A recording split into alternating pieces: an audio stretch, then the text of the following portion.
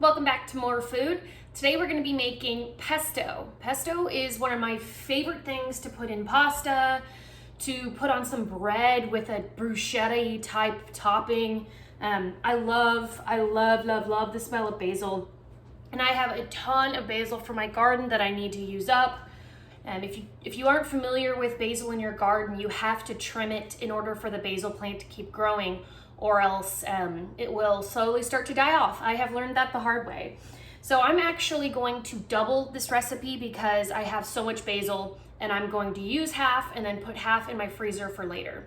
So I've already have my 2 cups of basil in here, which is my normal standard recipe, and I'm going to go ahead and finish picking some leaves to finish out the double part of this recipe.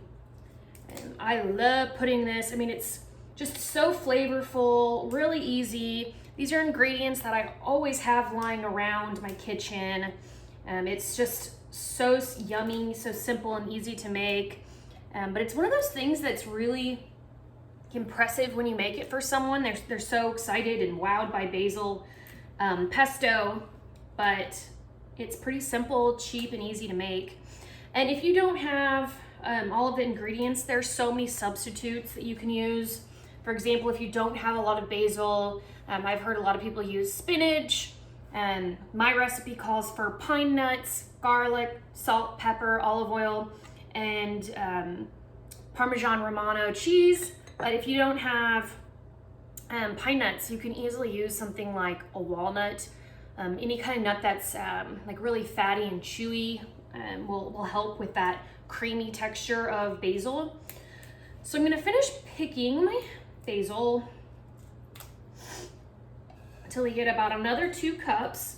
Again, I am doubling this recipe, so I gathered all this basil from my garden and figured I needed to use it. Why not double it and create some for my freezer? I've washed this really well, and now it's time to make the pesto. So this is my other 2 cups. This is gonna be about 4 cups total. Into a mixer, a stand mixer. I don't think there's a lot of other ways to actually crush everything and combine it. You need a stand mixer. And then I have, this is 1 cup of a high quality Parmesan, I think it's Reggiano, but you can also use a Romano cheese if you have that in the fridge. So I'm gonna add this in here. I'm gonna add, this is a 1/4 cup of pine nuts, but I've doubled it for my recipe. And my normal recipe calls for 4 cloves of garlic. I'm adding 8. A good amount of salt, although there's quite a bit of salt in the Parmesan. And then I'm gonna add lots of pepper, but I can add this at the end too if there needs to be more, so don't stress about that. And now we're gonna add in my extra virgin olive oil. You wanna use a high quality one. 1 serving requires 2/3 of a cup of olive oil.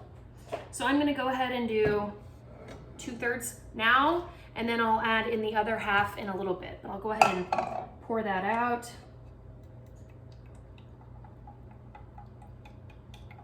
Here we go. So now let's get this going. It shouldn't take very long because they're not super chunky pieces. It's all pretty soft material, but we'll start by this on low, gradually turning it up.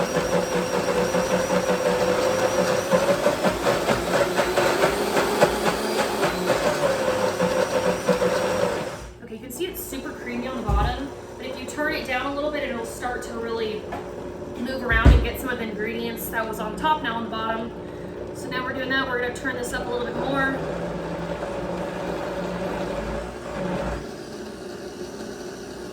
Okay, turn it back down. And now I'm gonna slowly add in this other part of the olive oil. You can see that it starts to move around a lot more the more liquid you have. So I like to do half at the front and half at the back so that it all gets liquidated super well. Oh, it is looking so good and smelling really good. I'm gonna turn it up a little bit to make sure there are no big chunks before I finish this.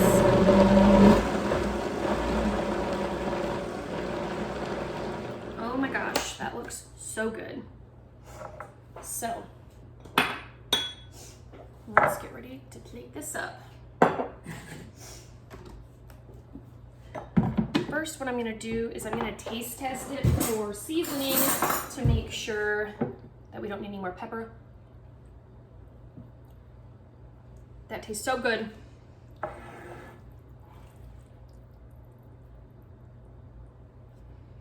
gonna put part of this in here.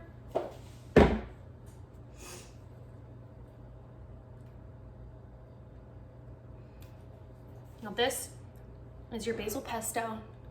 It smells absolutely incredible. I cannot wait to use this later and have some in my freezer. That's gonna be so nice. So again, pesto, so easy, so flavorful. You probably have the ingredients lying around your house. I hope you make it. Thanks.